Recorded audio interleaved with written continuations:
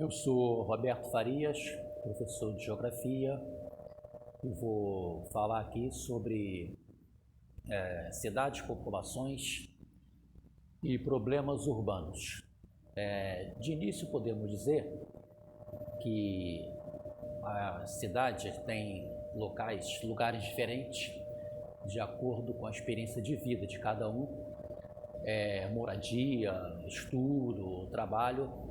Então, cada pessoa vai ter sua experiência de vida de acordo com esses lugares diferentes, de acordo com a vivência de cada um. E então nós temos muitos problemas nas cidades, como o transporte público. Nesse caso, destacando aqui desigualdades sociais e econômicas. Vamos falar também de segregação socioespacial, entre outros problemas ligados a esses. Então, as pessoas vão ter vivências diferentes, como eu salientei. Um problema que nós enfrentamos aí com relação ao transporte público. Então, a pessoa que precisa, muitas vezes, estudar e trabalhar em lugares diferentes e de acordo também com a sua moradia, vai enfrentar vários problemas. Com relação ao transporte público, isso se agrava, entre outros casos, porque muitas pessoas estão usando os carros particulares, que piora o trânsito, como também a verticalização, com cada vez mais edifícios nas grandes cidades, que contribuem para isso. Com relação às moradias que nós temos aí,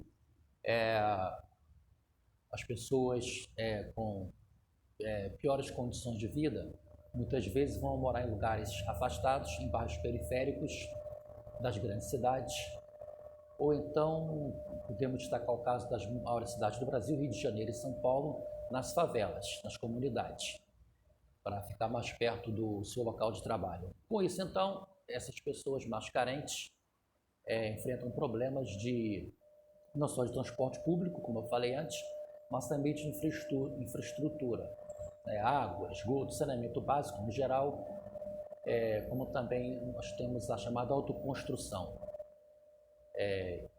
E salientando outro problema ainda, a questão da violência que assola as maiores cidades, com vários problemas sociais aí envolvidos, e aquelas pessoas de condições melhores devido a esse risco, esses medos, estão procurando morar em lugares mais reservados. Nós chamamos não só de segregação espacial aí, mas também autossegregação, em condomínios fechados, exclusivos, com guaritas, seguranças, podemos destacar, no caso do Rio de Janeiro, o bairro da Barra da Tijuca, mais recente, antes o bairro Nobre da Zona Sul, e em São Paulo tem o Alphaville, E com relação a isso ainda, falando sobre desigualdade, um exemplo disso, como chamou o economista Edmar Baixa, que foi um dos criadores do Plano Real, ele expressou com a expressão Belíndia, como que uma parte do Brasil vivia na Bélgica, a menor parte, e a maior parte vivia na Índia. Como isso se manifesta no espaço geográfico, que é o que nos interessa aqui. Exemplo, no Rio de Janeiro, Rocinha, vizinha da Gávea, bairro Nobre. São Paulo, Paraisópolis, uma comunidade vizinha do bairro Nobre, o Morumbi. Então, se você tira foto desses dois locais de maneira separada, quem não conhece vai achar que são dois estados ou até mesmo dois países diferentes, certo?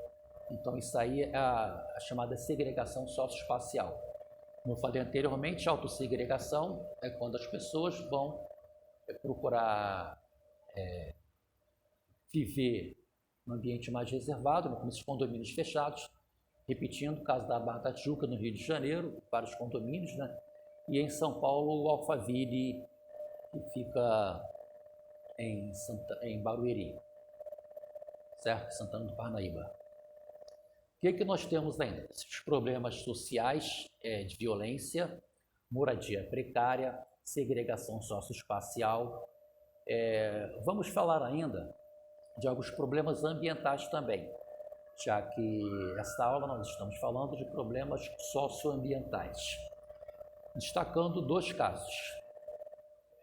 Primeiro, a inundação, planície de inundação, devemos evitar fazer construções nas margens de rios.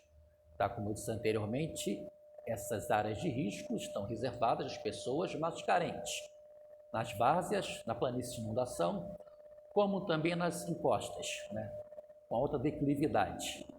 Nós temos o Código Florestal de 2012, de acordo com ele, nas áreas de preservação permanente, as APPs, existe uma proibição para fazer construções. Se construiu até 2008, tudo bem, mas de lá para cá, de acordo com a lei, é proibido.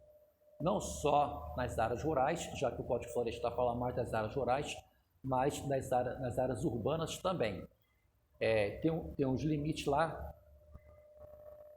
sobre as margens de rios, tá? Então, você não deve construir nas áreas de risco, planícies de inundação, como o próprio nome diz, área sujeita à inundação, quando chove acima dos limites que nós esperamos, acima da média, né? Vai assolar aquelas pessoas que constroem nas margens dos rios, como também nas encostas íngremes. Então, de acordo com o Código Florestal, por exemplo, nas áreas acima de 1.800 metros de altitude, como também nas áreas com declividade acima de 45 graus, tomando como referência a linha de maior declive, é expressamente proibido fazer construções. Nós sempre assistimos nos noticiários eventos que acarretam problemas aí, levando até mesmo a morte de muitas pessoas. Como vimos ultimamente na região serrana, em Petrópolis, com muitas pessoas que morreram devido a este problema. Pessoas que vivem em área de risco. Lembrando sempre aí, pessoas que mais carentes, sujeitas a essas situações, como falamos anteriormente, que moram em bairros periféricos, ou até mesmo nas comunidades, tá certo? Pessoas sujeitas a esta situação de viver em área de risco. Então, há necessidade do poder público aí fazer um planejamento mais organizado. Não urbanizar área de risco, como a Prefeitura de Niterói fez lá muitos anos atrás, no Morro do Bumba, uma área construída em cima de um antigo aterro sanitário, fazendo com que também o poder público, no caso, possa fazer um planejamento melhor também de construção de moradias, não só moradias com o mínimo de dignidade para essas pessoas, mas também que não sejam feitas em área de risco, tanto em risco de inundação, como risco de desmoronamento nessas encostas íngremes. Então, o que nós falamos aí é sobre os problemas socioambientais nas cidades. Podemos falar ainda sobre poluição atmosférica, né, que pode acarretar mesmo em problemas cardíacos, respiratórios, para algumas pessoas que já têm tendência, isso pode se agravar. Então, nós falamos aí, fazendo um breve resumo, nesta aula, problemas socioambientais, destacando desigualdades sociais, segregação socioespacial, violência nas grandes cidades que ocorrem, né? Problemas do trânsito também, e esses problemas de deslizamento de encostas, risco de inundação e ainda os problemas de poluição atmosférica. Então é mais ou menos isso, tá bom? Obrigado.